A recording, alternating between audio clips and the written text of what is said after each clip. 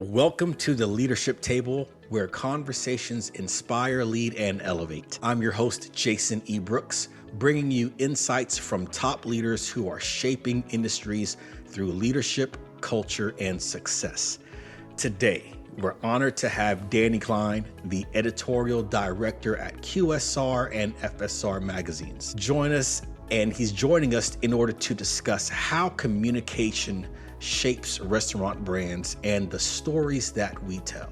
Now, Danny has been with food news media since 2015, starting as an associate editor for FSR magazine before moving into leadership roles. In 2021, he was appointed editorial director, overseeing content for QSR and FSR, two of the restaurant industry's most respected trade publications. A graduate of the University of Florida College of Journalism and Communications, Danny spent over a decade covering high school, college, and professional sports before transitioning to the restaurant industry. His expertise in storytelling and branding has made him a respected voice in hospitality. Before we dive in, be sure to subscribe and share this episode with a fellow leader who could benefit from today's conversation. Now, Danny, welcome to the Leadership Table. I know I just gave you a brief intro, I need to bring you with me, Jason. You gotta come with me places to intro me. We walked into Burger King. I'm like, Danny Klein, editorial director, the University of Florida College. Yeah, no, I'll take it. No, thank you. It's good to be here. Excellent. Well, one of the main reasons why I wanted to reach out to you to come on to this show is that, of course, we are focused on conversations that inspire, lead, and elevate. And we are speaking through the leadership, culture, and success that brings leaders to the table. Some of those conversations that are at that table. The question, though, is how do you decide which stories resonate most with restaurant leaders and operators? Because you and your team are a huge voice to where the industry leans its ear towards when it comes down to leadership, hospitality, and those conversations. Yeah, there's so many ways to answer that question. Kind of a quick overview. I think a long time ago, and even when I started in media, I would say that there was a lot of this element of, we're here to tell you what's important, and you're reading it. Still a thing, right? But there's so much more of that now, is that because the networks are open and going both ways, you have this now part of it, the conversation, where you're reacting to the way people respond to the things that you write versus constantly, it's sort of like if you had a textbook, right, and you gave it to everyone and it said in there, you should be focused on the world being round. And interestingly enough, like if you go hop on X or whatever these days, and if you really believe the world is not round, you go find a whole bunch of people who believe the world is flat. And while we don't want to necessarily promote such things that are inaccurate, you do have to take into account as a media organization that it is more collaborative on the content side than it used to be. And that is a really good thing if you want to embrace it, which for me, many years ago, my former boss, Webb Howell, who was the owner and founder of QSR in 1997, had me read this book called The Content Trap. It was written by this Harvard professor, and it was very boring, but I knew I should read it since he asked me to, and he was my boss, and I was, pretty new to the company, and what did he want me to learn from this was kind of what I was asking myself as I was trying to stay awake reading it every night for a while. And the whole book, honestly, was kind of about looking at content through the lens of user connections. So what does that mean? And so it's this idea that you can take a bunch of different forms of content and it can be seen through a few different ways. And one of them being like, I'm going to pick up QSR magazine because, hey, I want to be educated. I want to see what the trends are. I want to be entertained and read about the industry that I'm in. But I also want to read this because I would like to be the guy who I'm reading about, or I wouldn't mind being in the room with, this person who's being featured in this story. I aspire to be within this space. So for us, it became this idea of, and this is years ago, I had looked at this chapter on The Economist, and The Economist had gone through this transformation of realizing, like, we can't really compete with the way the internet has opened the floodgates to content, from a page view perspective or from an engagement perspective. But what we can do is we can create a magazine that is very specific for a very specific person, and they're going to pick it up again to better themselves, but also to say, like, I wonder what Jason thinks. I wouldn't mind meeting Jason someday, or like, I'd love to be in the room with this guy.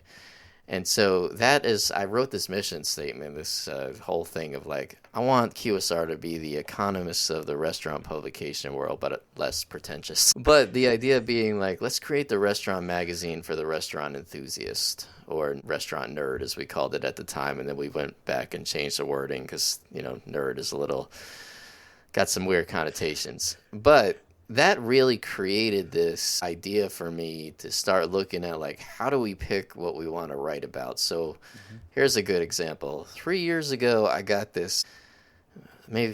some amount of years ago, I got this message on Twitter from this guy, relatively well-known guy, making fun of us for writing this really long story on Taco Bell's Defy location in Minnesota, the drop-down 2-story drive-through that they had created. And he put in there something like, oh man, like, what's going on in the world when you've got breathless coverage of a Taco Bell? And so I responded to him. I was like, if someone's going to provide breathless coverage of a Taco Bell, it is QSR. And I screen grabbed this, and he wrote back something stupid to me, but I screen grabbed this interaction and I sent it to everyone on our team, on our sales team, and I said, this is who we are. Like, we are the person who's going to provide breathless coverage of Taco Bell. And what that starts to do, and as someone who's familiar with us, thankfully you're also a contributor of ours, you can start to see this in action, because what we have created in a lot of the ways that we write stories and the way that we plan in-person of events and the way that we do webinars and we do these virtual power hours for our Women in Leadership series and the way that we do social media, it is all designed with this idea of creating this gravity point for you to not only come to us, but then for us to connect you upward through the industry. And this is a very complicated way of saying that we write about the news, so we tell you what's happening. We also give you how-to information from industry experts, and then we give you features that go behind the scenes. And we do all the things that everybody else does. But then the added element to our content, in my opinion, and it makes us who we are, is that we have created this user-connected universe for you to be a part of. And that is the guiding post of how I view B2B content and the way that I think we view conferences in particular these days, which are, making me old. But if you do look at like how they're different compared to some other conferences, you'll understand like kind of where my brain is at. So that's a long answer, but to be fair to me, you just asked me basically why I exist. So it is not a uncomplex thing. But like here, all right, last example I'll give you, like we just launched a few weeks ago, 3-4 weeks ago. I'm sure you might have seen this. We did this CEO to CEO series, right? I don't know if you saw that.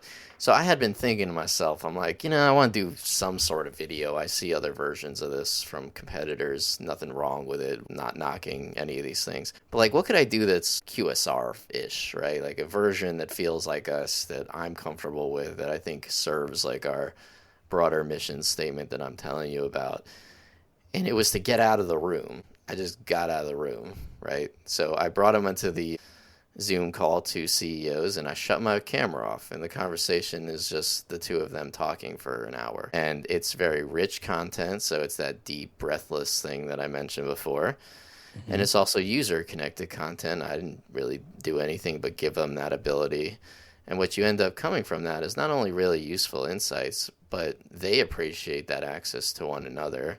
And then I have other CEOs who reach out and they want to do that with a CEO that they know. And so now you're creating this kind of upward continual version of this QSR space where people know to come here to see that other person, right? Again, it's a long answer, but that is the answer. And it's ever evolving every You day. have just really hit it on the head. Hopefully readers go back and hit rewind. Not readers, watchers, viewers. If you're listening, hit rewind. There are so many golden nuggets in what Danny just said. A few of those are wanting to make sure it's not a one-way direction of this is what we're writing. This is what we deem is important. So this is what you are going to read or listen to. It has converted from that in the past for every magazine, every newspaper, to how do we make this a user-friendly two-way road highway of the interaction going back and forth, and not just back and forth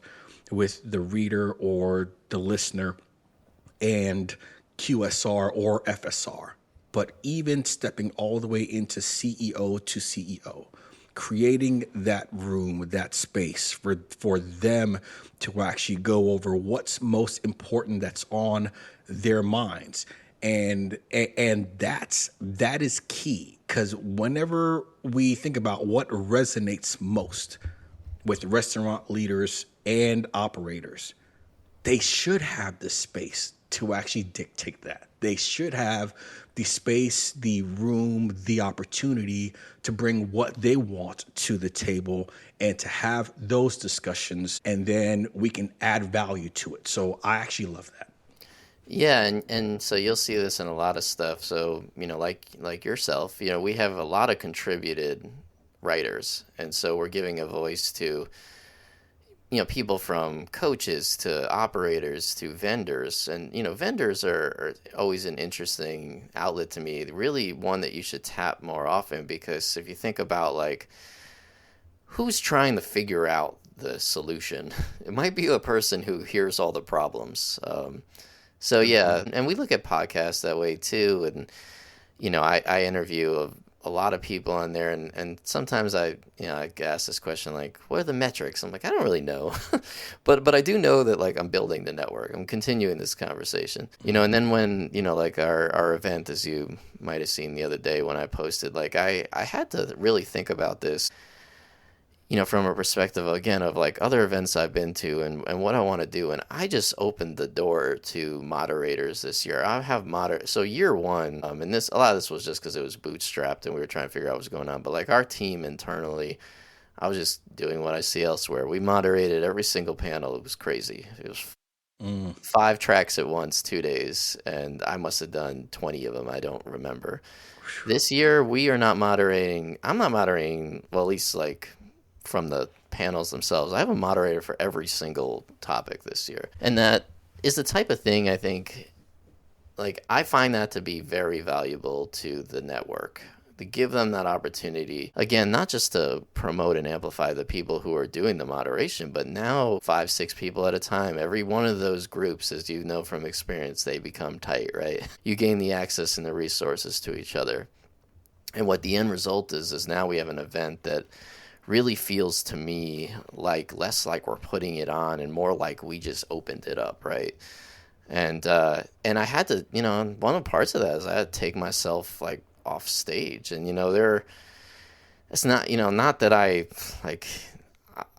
actually think I have like an anti-ego that I could use to have more ego, but like so year one and year two, 8 keynotes, right, on the big stage. I did all 8 of them.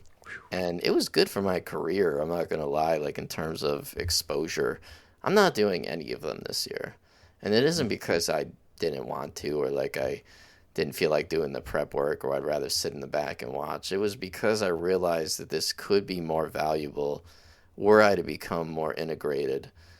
Bringing in, a moderator like Dustin, and, having a conversation between Satine on my team and Whataburger, who know each other, and then doing all these little different questions of looking like, again, if our goal, and we're really trying to live this ethos of being the restaurant industry publication for the restaurant operator, like, let's go aspire and also be a part of a group.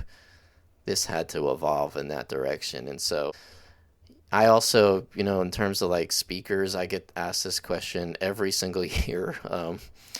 People will like email me on the agency side and be like, what's the process? Where's the form for me to fill out? Or like, I'm like, I do not have one. So I either Jot form. Where's the jot form at? right, and would that make my life easier? Yes, it would, because we have other publications who do that, and it's great.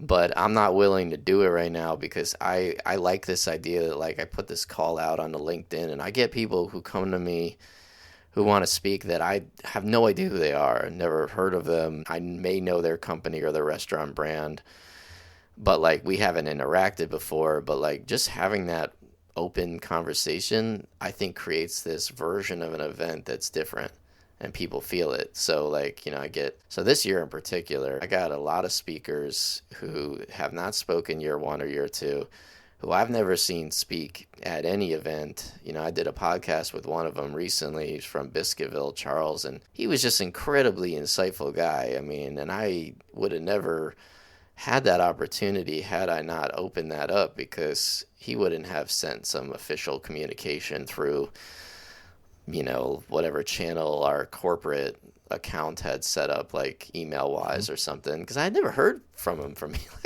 I didn't know who he was. And so he messaged me on LinkedIn, and he's just like, yeah, this looks cool. I'd love to be a speaker. I think he's on a panel that you're on, actually. And yeah, and I got to know him a little bit, and now we're giving him a voice, right? And he's, his insight is not the type that you hear every single day on every single conference and every website. And again, like we're all as media organizations covering similar brands, because that's kind of like, Taco Bell had a major news thing yesterday. So of course we're writing about that, and it's great. But like, did Charles from Biscuitville, like how do you get him to the table? Because he deserves to be there, right?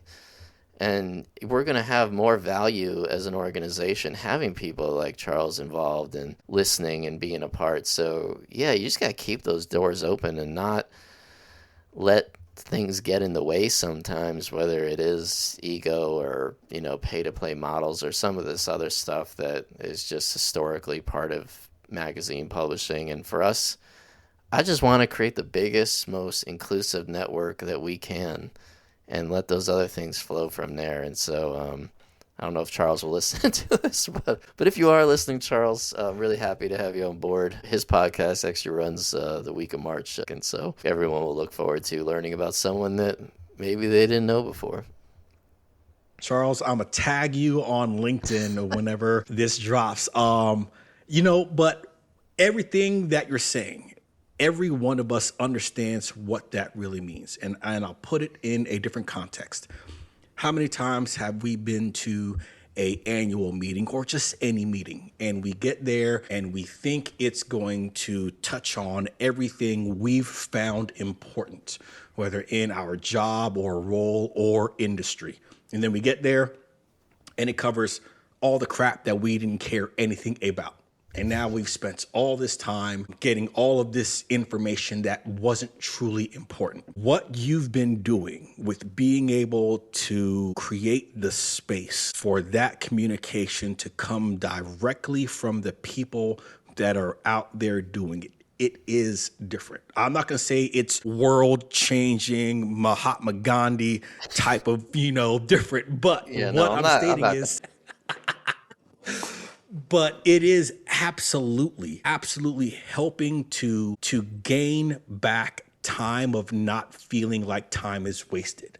There's too many times that we go to conference expos, even just regular weekly meetings, and we're there and we think what's going to be covered doesn't. Being able to have the people create those spaces, have those conversations, touch on those topics, ask the piercing questions to each other, not just to a voice, not to say that FSR and QSR is just a voice, but there are many voices within our industry doing many things. And then the last piece on that is social proof can be damning. Social proof can be misleading. Yes, you can hear about someone and know of someone and read something from someone, but that doesn't mean that they are the best content giver on things that would be impactful for people listening.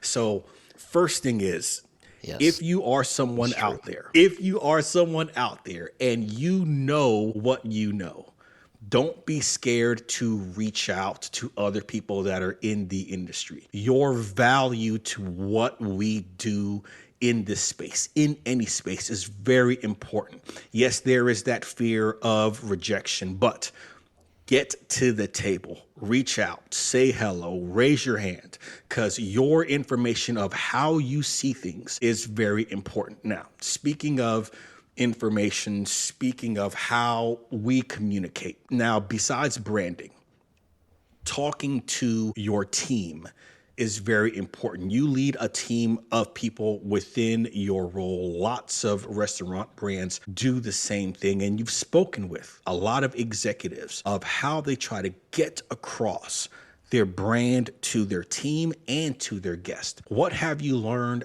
about how the best restaurant brands keep their teams on the same page with what the value is, what the vision is, and what they're trying to get across to their customers or guests? Yeah, it's a very loaded thing. I think it's probably a lot of what you hear, right, in just terms of like that standard and expectation and transparency is a day one thing. I will give you some personal experience on this, and I actually think we spoke about this when you were on my podcast. But being a manager is pretty new to me, although at this point it's getting less and less new over the years as I get older. But what I have found out is there is a very powerful element of like having a clear directive of who you are and who your brand is. So all these things that we're talking about, I had written a mission statement out a few years ago, and I was like, why am I doing this? Is anyone even going to read this? But what it wasn't so valuable to people already on my team. They kind of looked at it, were like, oh yeah, you know. What it has turned out to be really valuable in is the people who I've hired, and then also having people in certain leadership positions who live these things, right? And this is true in a restaurant as well as my publication. So you have these cultural pillar pieces. You want to nurture these people on your team. I think you used to even talk, what you used to call mini GMs, right? I'm getting that correct.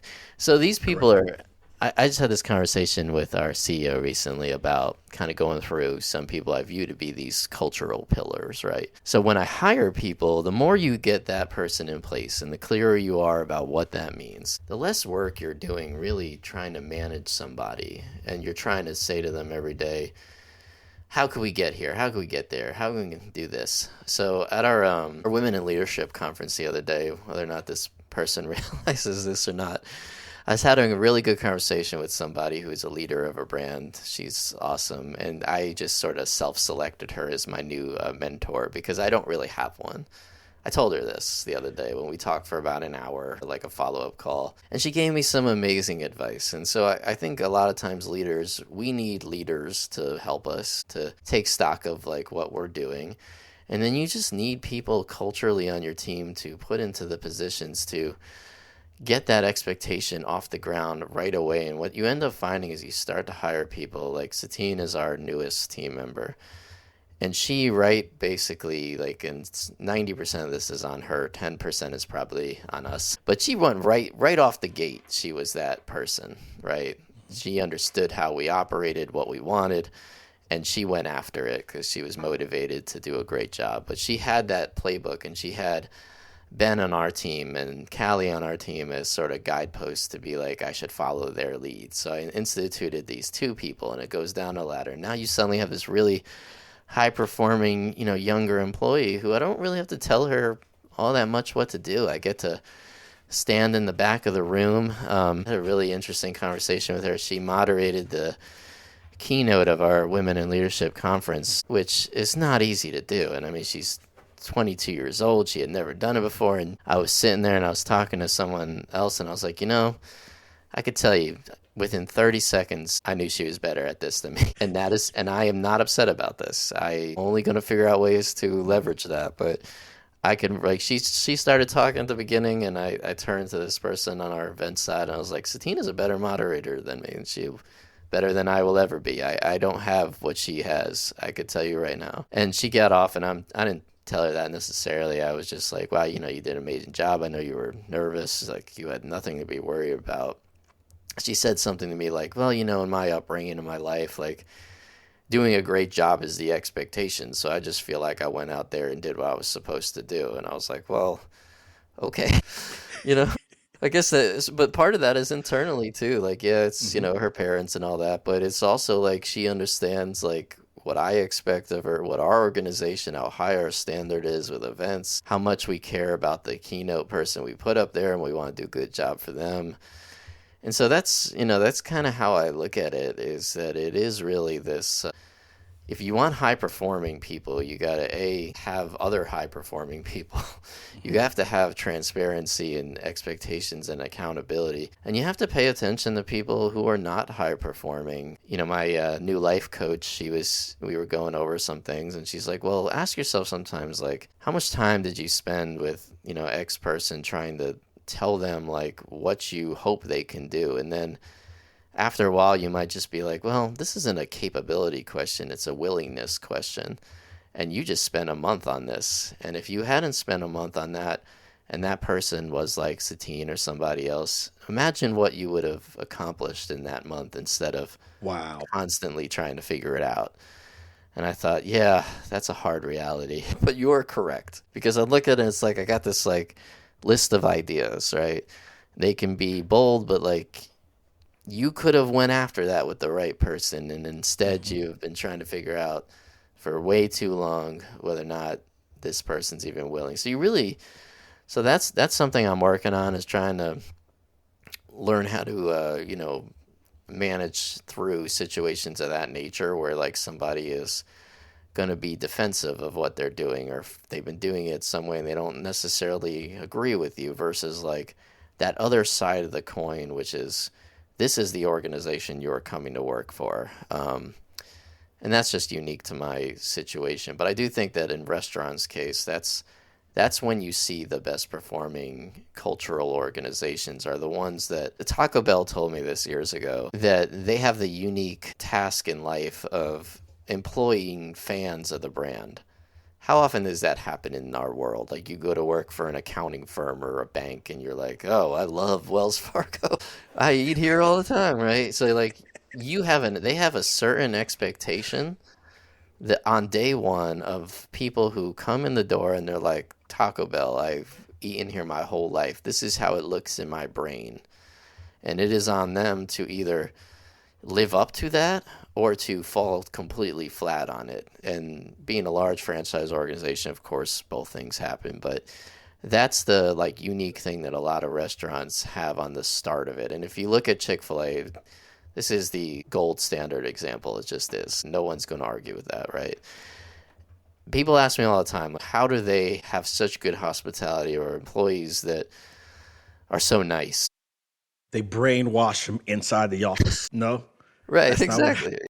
Well, sort of, right? So, I Dunk them mean, in the water.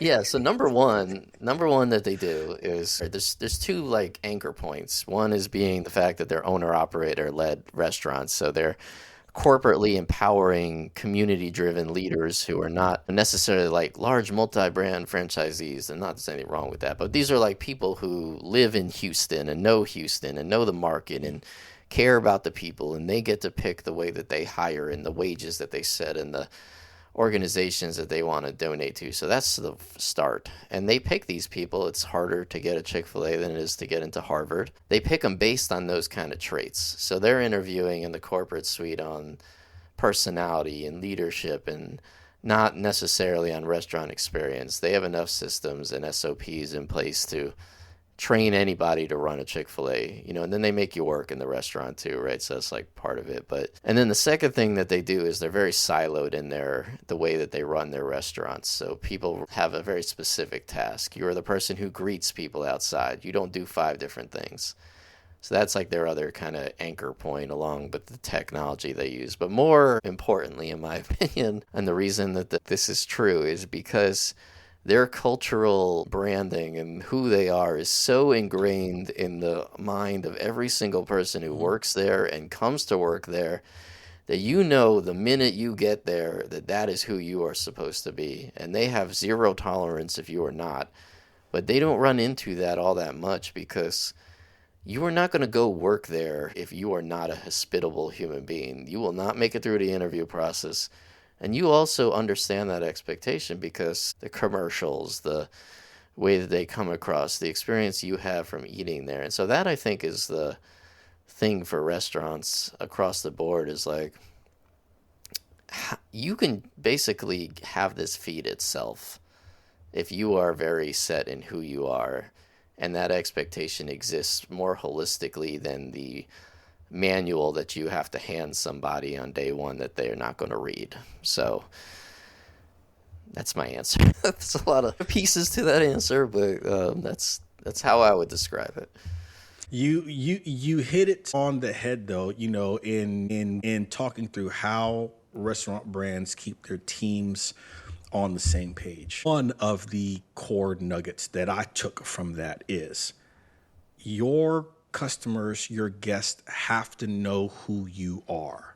Your people walking into your restaurant to eat, to dine through your drive-through.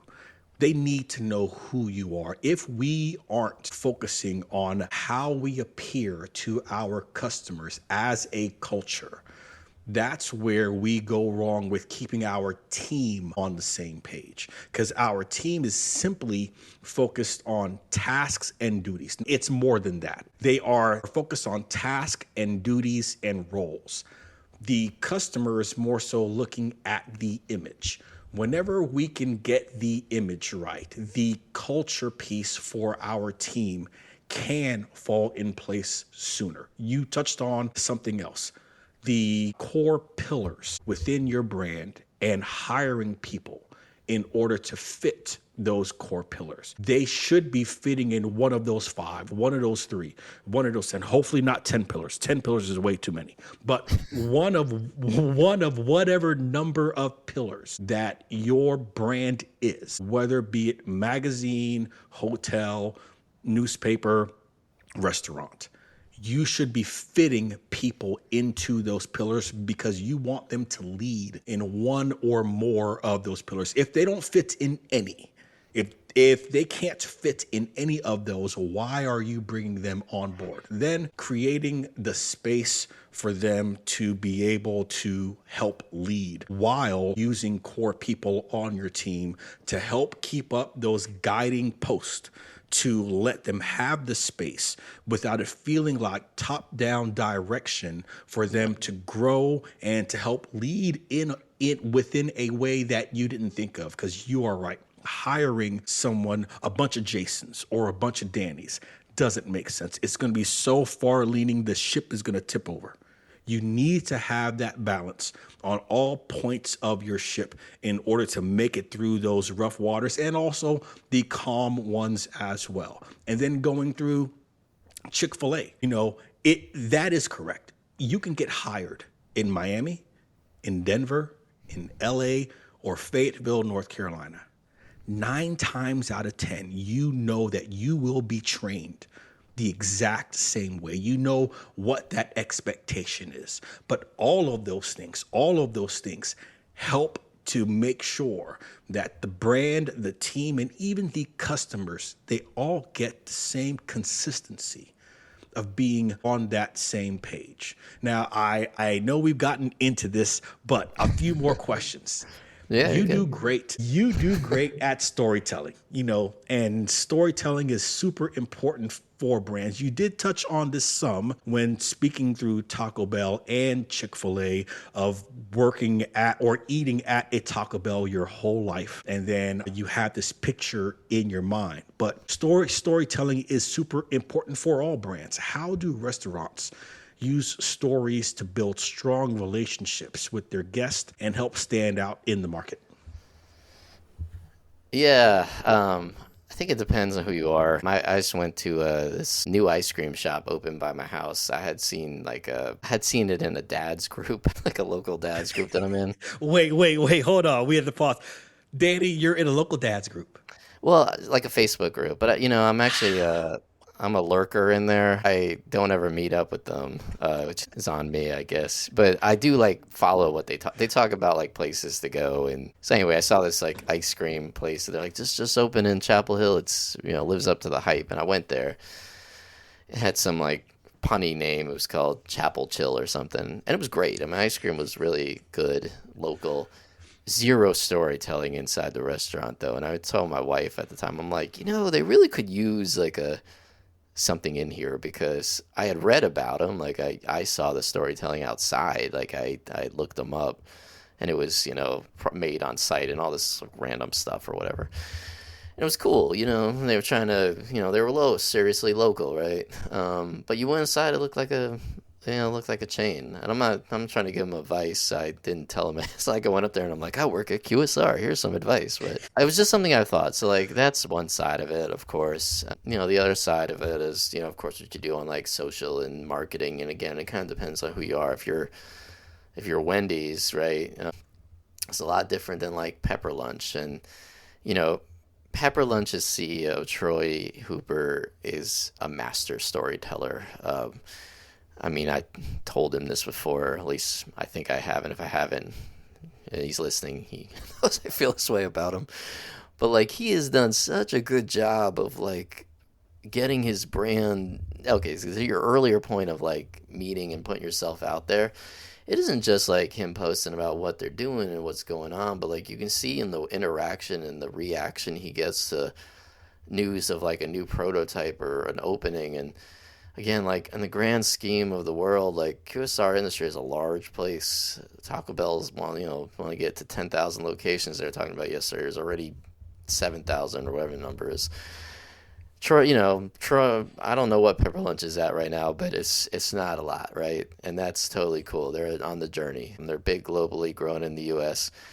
He can post about opening one location, it gets a big deal, and that's a testament to his storytelling talent, because he's created from going to conferences, from putting himself out there, from doing podcasts with other people in the industry that he does on its own, and then he comes on other ones, and Paul and his team is also great at this, and they have this huge world, right, that they have put themselves into through the user connections of like, hey, I'm going to congratulate you, you're part of my tribe. And it's not just this like solo go at it yourself thing that you're not willing to talk to anybody about. And I had him on the CEO to CEO thing the other day with my friend Scott Taylor, who has a multi-brand company he's running now. And so they already knew each other, right? They were friends. And so storytelling has a lot of different elements. Again, if you have giant marketing coffers like Wendy's or Taco Bell, that's a different thing. You're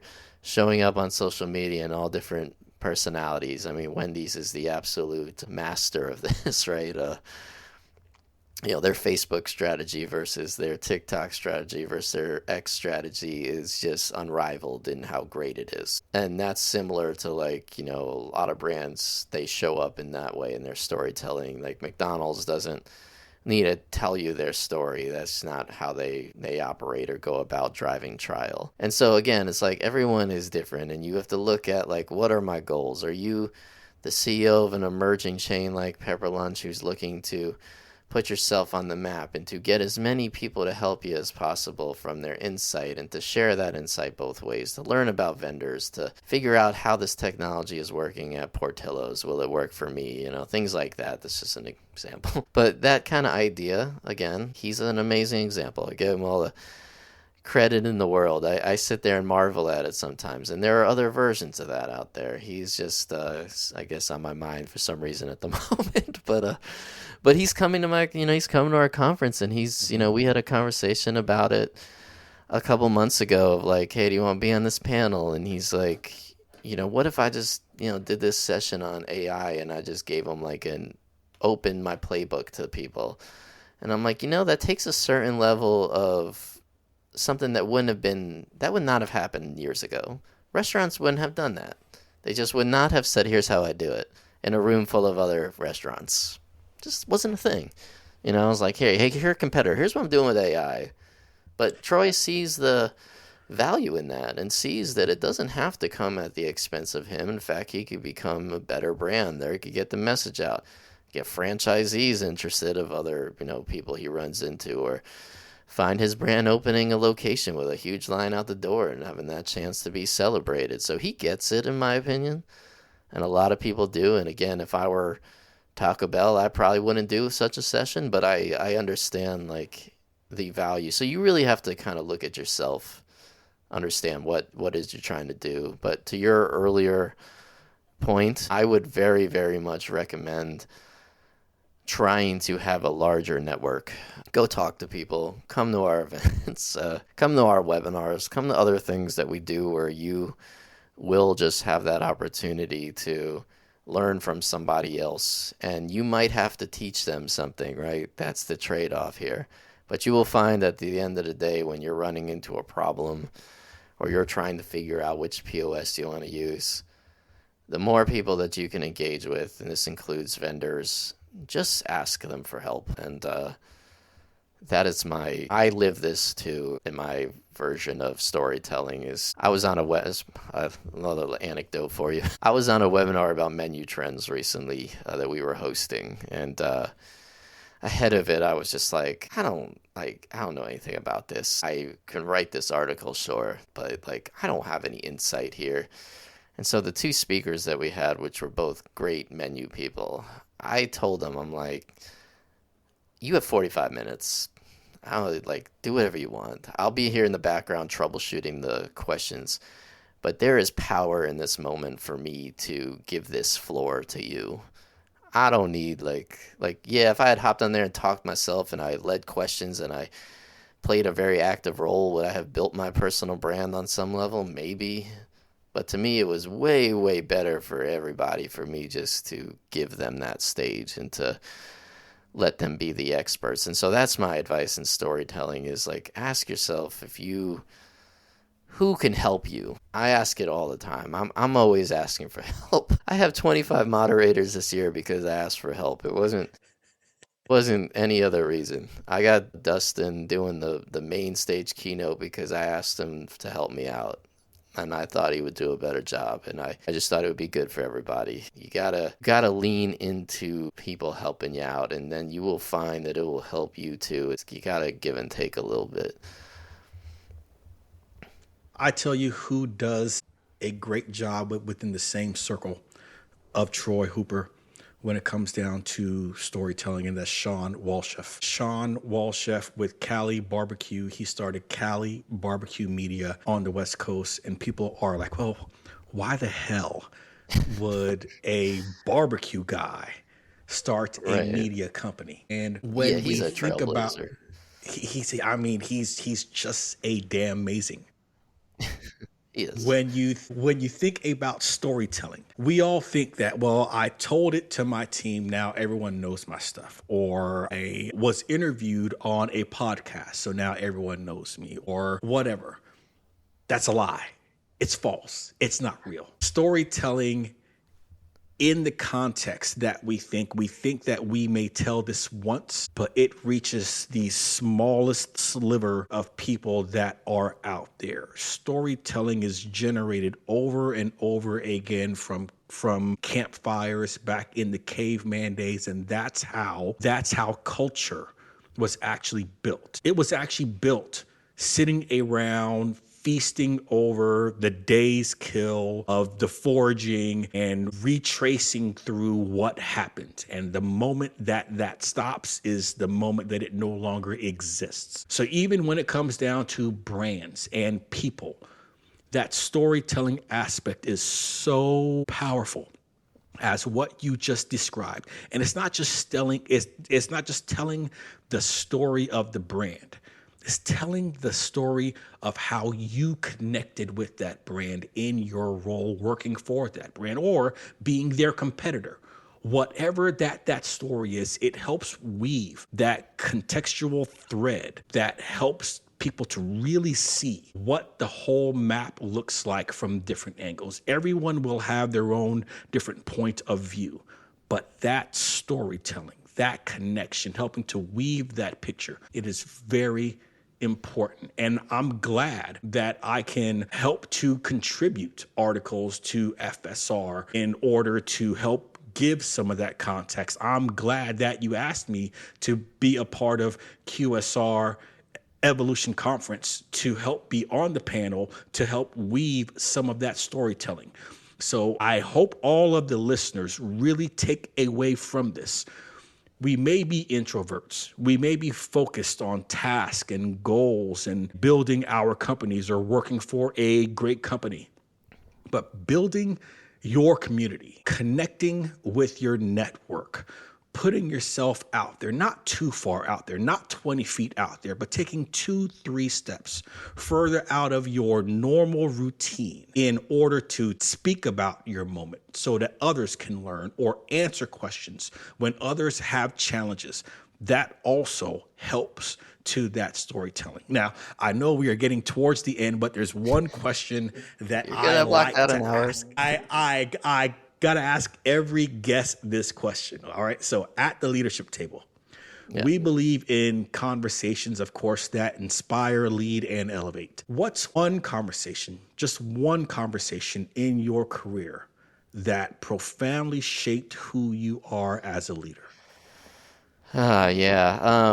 So I've told this story before. Many years ago, I was when I first started my sports writing career. It was at this tiny beachside newspaper in Florida. Cool place. First assignment I was given was to go do this fishing tournament from Brooklyn. I know nothing about fishing, anything about this. And I remember I said to there was 2 guys on staff. I kind of asked both of them, like, kind of their advice on what I should do. And one of them was like, so, you basically sit there, right? And then, like, they bring fish in off the boat, and, like, you don't really know what the big fish was until the very end of the day. So you could sit there all day long with nothing happening, right? And so I asked the one guy, I'm like, what do I do? And he's like, yeah, you just show up, like, at 7:30 at night, get the quote from the guy running the organization, and then you leave, right? You write your little story about this guy who picked this 50-pound fish. It's 600 words long, goes in the newspaper. Knock yourself out. It's not a big deal, Danny. Don't worry about it. But I looked at this and I'm like, I don't know if I want to be this guy. Like, I know this isn't me, right? So then I asked the other guy, the higher performer, the boss. Like, I'm like, what should I do if I go here? And he's like, look, here's all you need to know is go cover this fishing tournament. Make sure everybody there thinks this is the most important thing in the world to you. Do not let them know you know nothing about fishing, but not from like an ignorance standpoint. You could tell them like, hey guy, I'm from New York. I don't fish. It isn't that. Like, don't let him know you don't care. Make sure that he thinks that this is the biggest story of your life. And I'm sitting there going like, how the hell am I going to do that? So then I got 2 very different sides of the coin at this pivotal moment of my career as a 2 year, whatever the hell age I was, sitting like, okay, well, which guy do I want to be? Do I want to be the guy in charge, like the guy who's doing a great job that everyone in the community loves, or I want to be the other guy who's kind of like, he's cool, nice guy, but like he's just sort of coasting the road, right? So I went there, like right when it started. I was there the entire day, and I ended up doing so I did the story about who had the biggest fish, and but I also found this guy. I was sitting there and he was like, he looked broken. I don't know, like he just looked like he was messed up, right? So I was talking to him. I'm like, like what happened out there? Like, are you like an old man in the sea or like what? And he told me this long story about his family had been in this car accident, the blah stuff, whatever. Whole crazy thing, and all these people who had been in this accident were here, like they were part of this one boat out there fishing. And so for the next 3 days, like I followed this journey with them from all the stuff they had gone through in this emotional tragedy and crazy stuff. So I ended up doing 2 different lines of coverage, right? I did the dude with the 40-pound fish and this family. And so this family that I had written about for 3 days ended up going on the like front page of the news side of the paper. And again, I'd been there 3 days. And I did the sports story. And the editor of the paper was just like, I don't know where in the world you like found this, but this was a really good human interest thing. And the organizers of the tournament, and this has been going on for 40 years, we've been covering this thing. When it was over, they were coming up to me and like thanking me, saying no one ever has covered this like this before. The family was calling me for weeks after this, all this kind of stuff, right? And I learned a really valuable lesson through that experience. And I've always tried to tell people I hire about this, not necessarily that story, but just like, hey, when you go to write something and someone's entrusting to you their knowledge or their story or their information, the worst thing in the world you could do is sit there at the end of it, and maybe they're a really small brand and them going, wow, like if I was Burger King, he probably would have tried harder. Like, I want everybody that I ever write to or talk to or engage with or interact with to know that, like, this is all I have to give you. And you may think, like, I get this feedback sometimes of, like, I'm kind of like a monotone, never super excited personality. This comes off in my, like, moderation style. But it isn't that I don't care. Like, people, I do not want anyone to ever think I don't care. And if they think you care, like, you've won 90% of the battle. So, that I've taken through my whole career was very, very valuable in sports writing, because I was covering everything from Little League baseball to high schools. And I used to get that feedback a lot, where I remember we had a girls lacrosse team one time do this, like they went to the state title game. And I had been given that assignment because nobody on staff wanted to cover girls lacrosse in high school. It's not the best thing to watch. It's got weird rules. But I mean, this families that were involved in the coverage, the articles that I'd written, everything from like one of the kids had cancer to all this different stuff that we got into over the course of like 2-3 weeks. I mean, I still, to this day, once in a while, I'll post on LinkedIn, and it might be hidden down there in the comments, but there will be someone who will be like, I remember when you were in St. Augustine. I remember what you did for lacrosse. I hear from this other lacrosse guy all the time where he'll be like, I still remember. And I'm like, yeah, I know you remember. I get it. But like, there's this other guy who had a son who was on this Bartram Trail football team. He now works for Chick-fil-A in some capacity. I don't really understand, but I hear from him once in a while, right? Because it's like, they just knew that I cared, even on days where maybe I didn't know or I didn't want to.